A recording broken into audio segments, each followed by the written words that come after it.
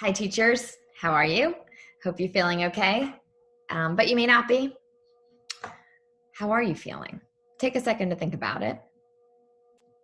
And when you're thinking about it, see if you can use our grid that I've been talking about, that Mark Brackett out of Permission to Feel has put together, right? High or low feelings, up or down feelings rather, high energy, low energy. I was telling the kids today that I was feeling a little bit gloomy. I didn't have my normal walk that I have. It's a little rainy out. I'm not, feeling a little uneasy, although I'm feeling much better now that I'm speaking with you. So just check in a little bit. How are you feeling today? How's all this going for you?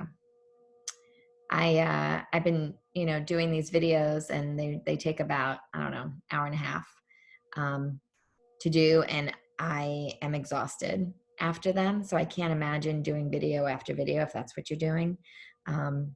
I'm also doing a girls club this afternoon, and that is, takes some work in it as well. So feels very tiring physically to be sitting at a table or desk or whatever all day long when we're used to getting up and moving around constantly as a teacher. So I wonder if that's getting to you, your back or anything. On a side note, I don't know about you all, but my favorite yoga studio, I may have mentioned this earlier to you, Mind, Body, and Soul Yoga in Washington Heights in Manhattan. They are doing, live Zoom yoga sessions, which I think can be so helpful for your back when you're sitting all day long. And so maybe your yoga studio is doing that, which is great if that's the case. If not, check out Stacy Linden from Mind, Body, and Soul Yoga.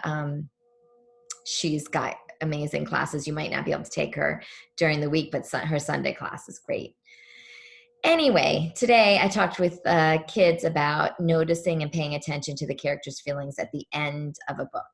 And I shared with them this sort of strategy around internal thinking, pay attention to the character in the book. And I was really thinking about the strategy of, do you ask yourself what's the tension, the problem first? I think you do. I kind of put that as the second step, but I think really that's the first step. Maybe you ask yourself, like, it's the end of the book, what was the main issue in that book?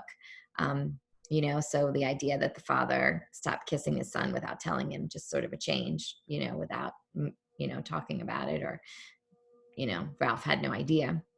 And then asking yourself, what is the character thinking at the end of the book? Oftentimes books do have internal thinking when they close that reveals so much about the character. And then, ask yourself, what is this character? What might they be feeling? Try to, use exact words from our grid. Today I talked about at the end of Last Kiss, the feelings were more down feelings than up feelings. And sometimes when characters go through change, that can happen, right? And then also one big thing I talked to them about, writing their thoughts, like letting this book live inside them for a little while. It's so important. Calkins talks about this, in the Art of Teaching Reading. It's one of my favorite things in that book. And she talks about how we don't just stop. We don't just climb a mountain and then turn around and walk right back down. We kind of think a little bit about our journey that we've taken, that we've been on. We stop, we look around, we savor it, and I think that's what a book should be for us, is that it lives inside of us. And so how can we make this book live stronger rather than just closing it and be done? Do a little writing about it, do a little talking about it, do a little thinking about it.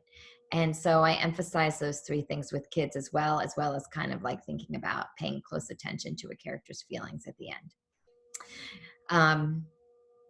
So I am going to say goodbye, and I'll see you on Monday. I'm not going to do any videotaping tomorrow, but I will see you on Monday. We'll switch gears and we'll talk about writing next week.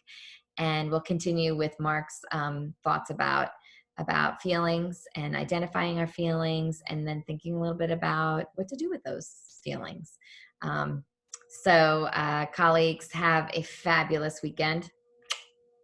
Take care. I love you. I miss you. Bye.